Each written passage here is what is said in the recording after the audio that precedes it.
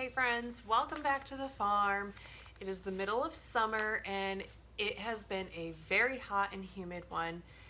Multiple heat waves, which in fact we're in the middle of one right now, have just made it so that we are laying low during the middle of the day.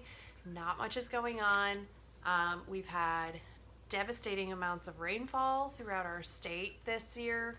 I'm thankful that our property flows water very nicely. So rain in fact has been quite a good benefit for us. Our garden has been exploding. We have had so much harvest in regards to broccoli and tomatoes and cucumbers and peppers and all the things. We've got winter squash out there now that is getting started. So we've not done much of an azure haul all summer long, and that's very typical. We try to keep our azure haul and our general grocery budget lower in the summer and in the months that we grow a lot of food and we're processing our own animals.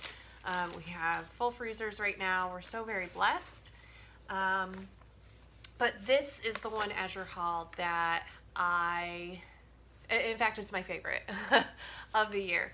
And it's cherry season, and we obviously got many pounds of cherries, over 75 pounds to be exact. So why do we get that many cherries? Well, we can them, and we love cherries so much that we can them and we eat them all year long. And that's if I can get to the cherries before the kids eat them all fresh. And they came today. It was a very hot truck delivery, but we managed to get it done. And my kids have already been through, there's not much left. So I've got to get them canned up, and I'm going to show you how we can cherries, and I'm going to show you some of my other azure hauls that we got for the month of July.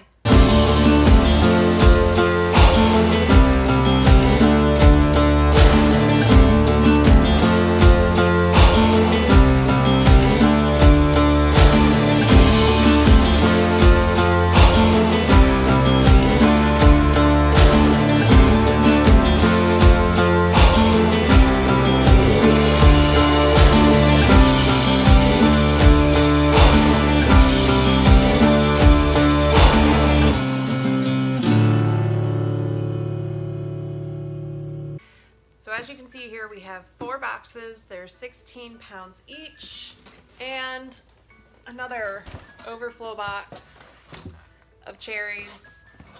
Many cherries. So I bought a cherry pitter on Amazon. I'll link it below. It's not a handheld one. With this many cherries, I don't think my hand is going to hold up, especially with Milk and Winnie twice a day, pitting cherries. Not gonna do it. So I got a whole plunger system. It hooks to the countertop. Hopefully this is gonna work out really well. So if you've never shopped Azure before, it is a farm co-op where we get a monthly delivery of groceries. We shop online, and if they have what you ordered, you'll receive it. If not, then try again next month. You help unload the truck. And I have more information in the description below, along with a link to shop. It saves me money, and eventually it can save you some money.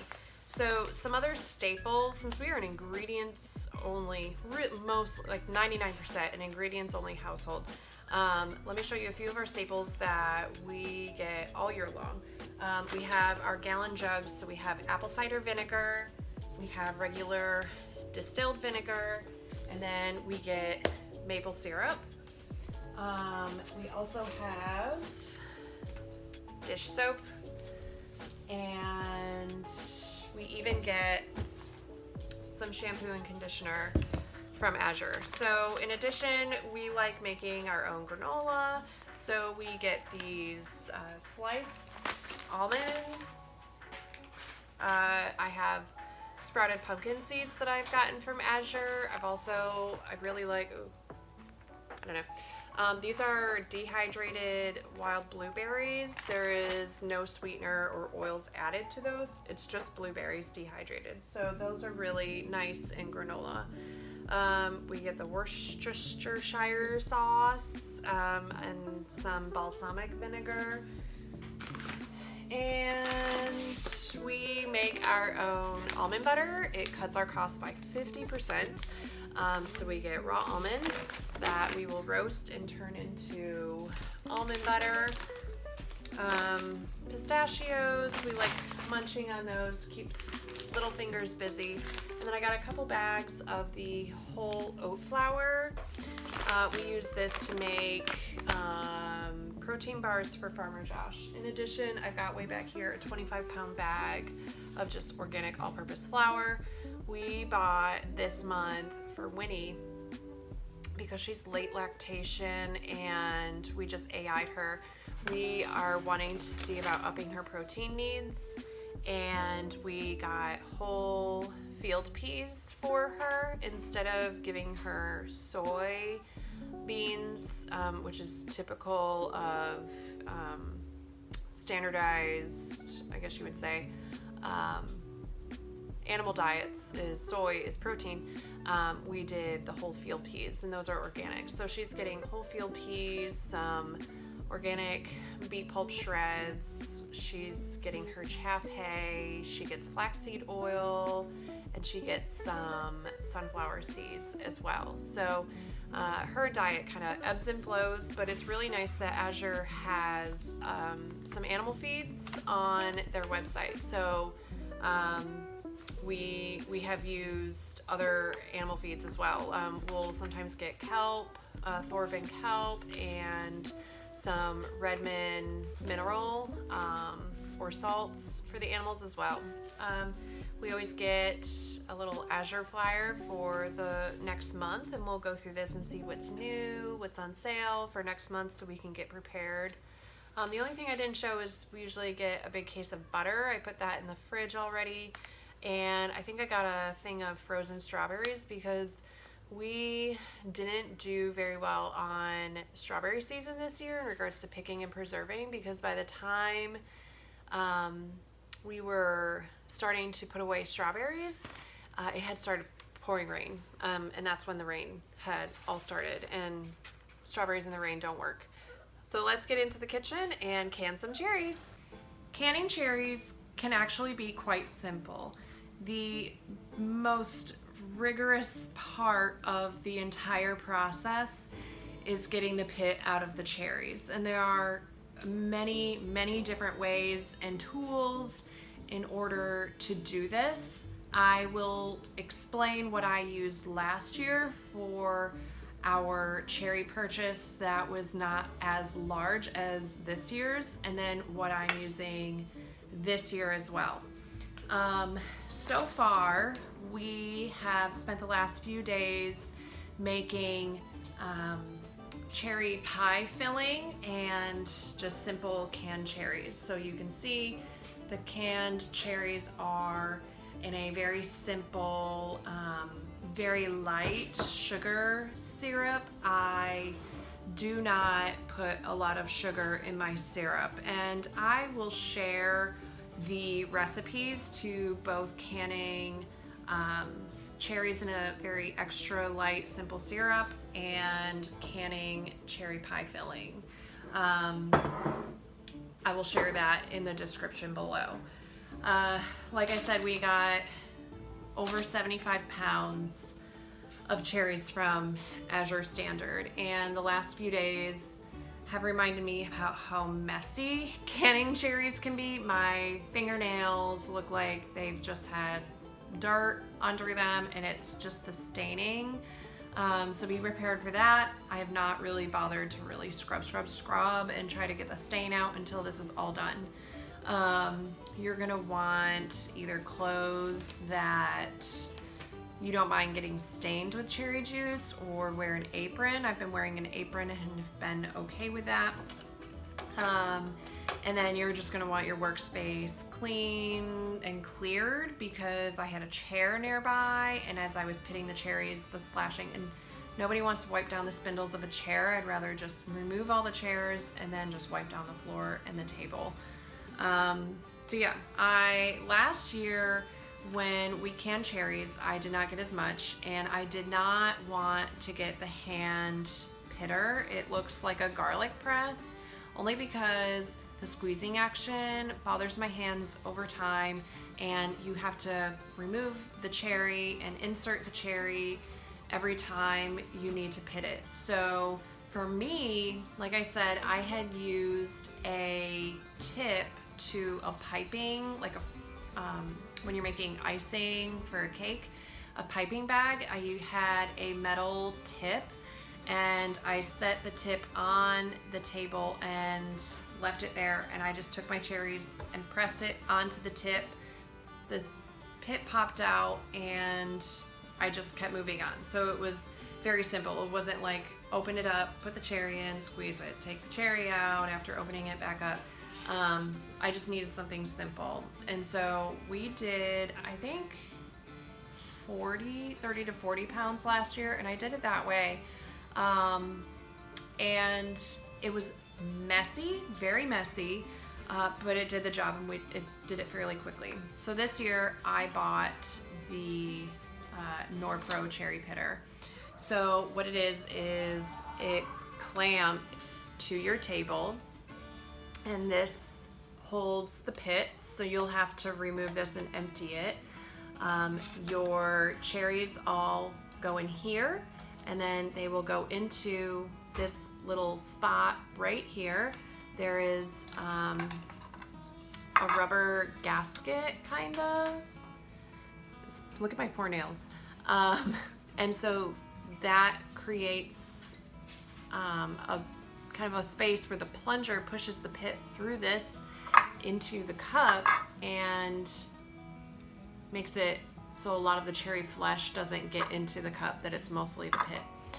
And it comes with this plunger as well. This is all disassembled, and you can unassemble this plunger in order to store it better. So really the plunger just comes down. I don't know if you can see that. And it just takes the pit out of the cherry. So far we've been able to make very quick work of pitting cherries with this device. It's not 100% accurate. So when I was pitting them by hand with my piping bag tip, I saw the pit come out every single time. Whereas here, it kind of goes by feel, and it takes a few shots for you to be like, I don't think the pit came out. And so it just depends on your comfort level. If I'm feeding somebody else my cherries, and that's something to take into consideration when you're making the pie filling, is, are you making a pie for somebody else?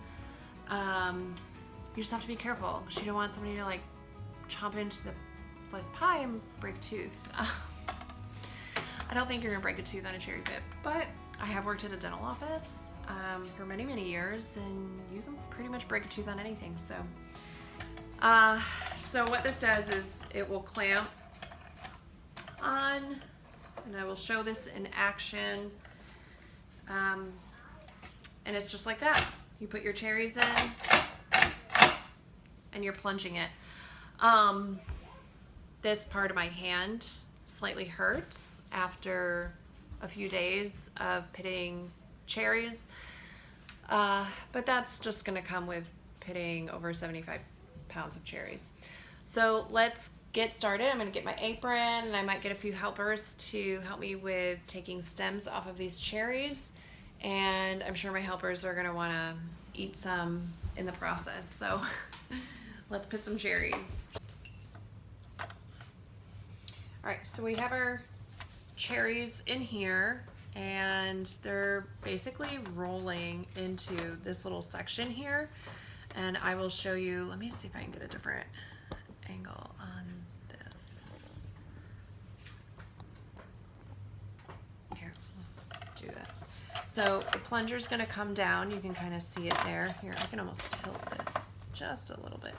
So the plunger's gonna come down, the cherry is in there. And you can see the pit fell in here, and out the cherry goes. So, yeah, you can see there's a hole there.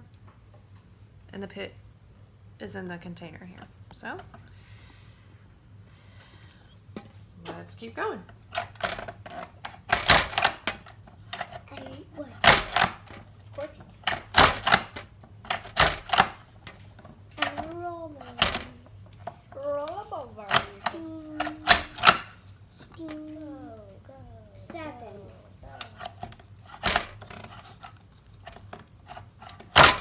Is this? What? 1, 2. Is this good, Mom? It's a little mushy.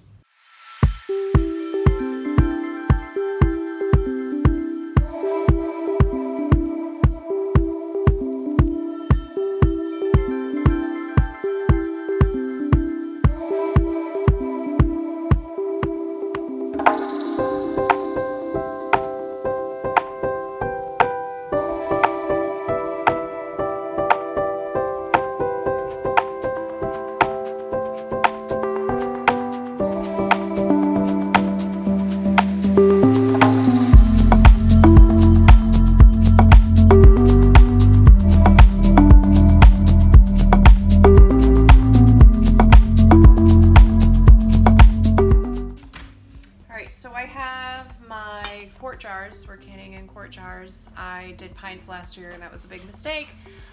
We have a big family, so other than like specialty jams like pepper jelly and whatnot, the only thing we use is quart jars.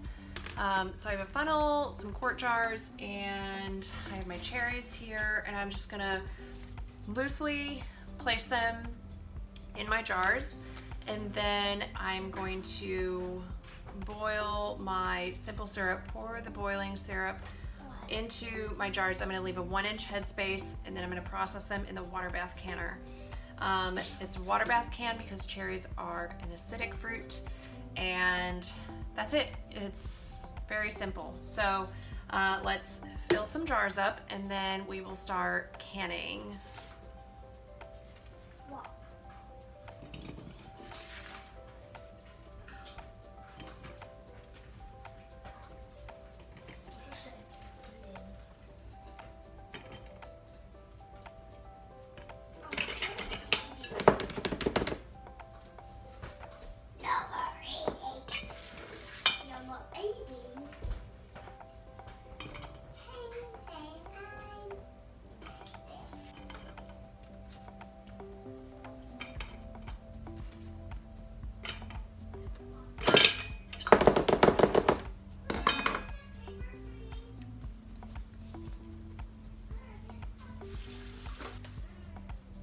So for my simple syrup, I'm going to add 4.5 cups of water and 1 cup of sugar. So you can multiply it by those increments.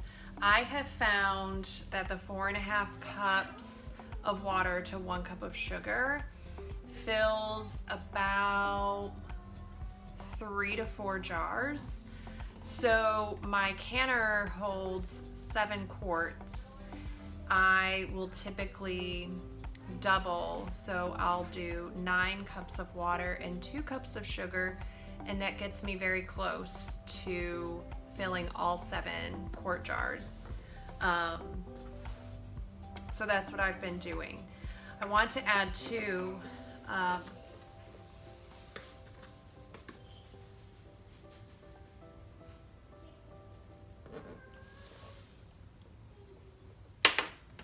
So I am going to bring that up to heat and let the sugar dissolve. I'm also going to start warming my canner. I prefer to have my temperature that's in my jars as close as possible to the water temperature that's in my canner. So because these are a hot pack jar that is close to boiling but not quite, because I'm not bringing this up to a true boil. It'll get almost to a boil before I take it off and start pouring into the jars because the sugar will be dissolved. So this I want to bring to very close to a boil. And so I'll just kind of set my jars on the rack, and that's above the water. And then as it gets very close to a boil, I'll lower the rack down into it That way the jars aren't cooling on the countertop as this is boiling or coming up to heat. My jars are in here, you know, where the heat is. And so I'm gonna process after it comes to a full boil is when you start your time. And I'm going to process my quart jars at 20 minutes. If you do pints, I would do 15 minutes. I have never put water in over the lid of my jar. And I know everybody's like, that's against the rules. I always bring my water up to the level that my product is at in my jar. So if my product is at the neck of this jar, that's the level that I'm bringing my water up to boil. I never put water, I think it's like 2 inches over the lids of your jars. You process your canned goods according to your home. That is what has led me the greatest success without as much siphoning. Also keeping the contents and the temperature in your canner to as equal as possible helps prevent siphoning as well. I've had one jar siphon so far, and this was brown. Obviously, here are yesterday's jars.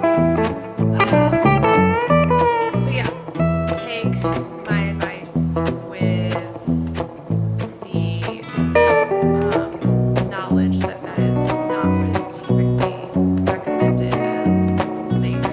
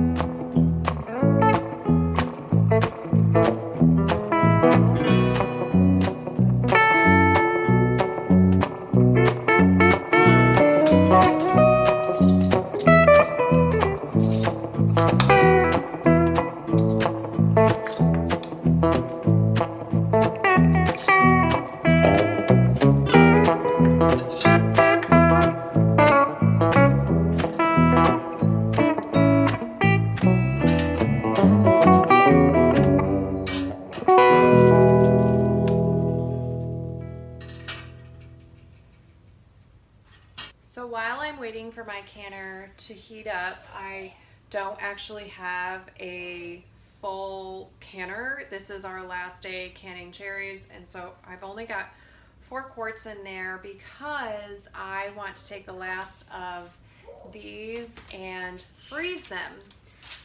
Frozen cherries are essentially a bite-sized cherry popsicle. It's delicious and they are perfect for like a hot weather treat, or you can use cherries in many different recipes, whether it be a savory dinner cuisine or for baking, ice creams, yogurts, all the things. And so having them frozen is really great for that. So I am going to lay some parchment paper down on my baking sheet, and I am going to lay them flat on this. I'm going to flash freeze them, and once they are frozen and hard, I will put them into like a Ziploc bag or whatever you decide to use to freeze cherries in.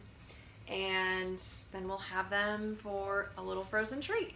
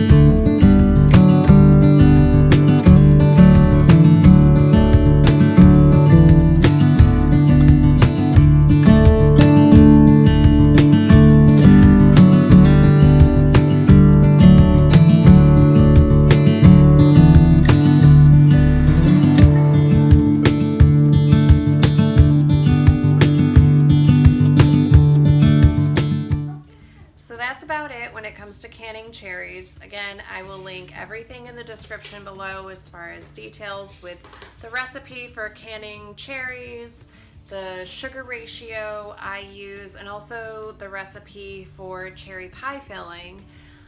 Just keep in mind when you're doing all of your canning that you're adjusting for your elevation level. All the times that I have posted are at a 0 to, I think it's 1,000